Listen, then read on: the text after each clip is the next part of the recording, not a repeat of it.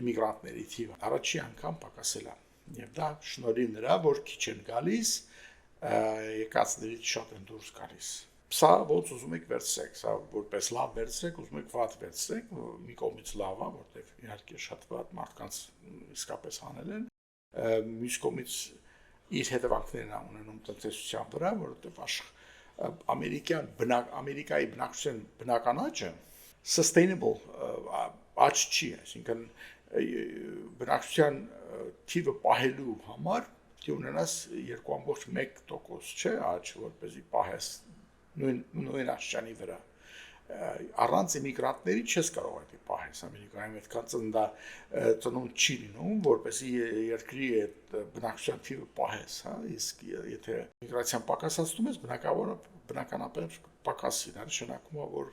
կպակասի, այսինքն հասարակությունը սկսում է ծերանալ, այսպես ասած, նույն բանը ինչ-որ կա Ճապոնիայում, Իտալիայում եւ այլ եվրոպական երկրներում այդ հիվանդությունը կա, չէ՞, երբ որ Չինաստանը ձեզ ավելի լավ օրինակ է, Ռուսաստանի մասին եմ խոսում, նույն բանն այն է։ Երբ որ բնական աճ չկա եւ դրսից էլ մարդ չես թողնում գա, ուրեմն դու ինչպես ես պահելու տնտեսության, քո էկոնոմիկայի աճը։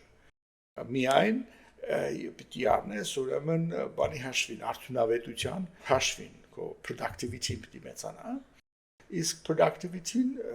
Ամերիկայում իհարկե մեծանում է, շատ այդ իմաստով դրա մասին խոսք չկա։ AI-ը շատ օգնում է հարցում երկրներում, որտեղ այդ productivity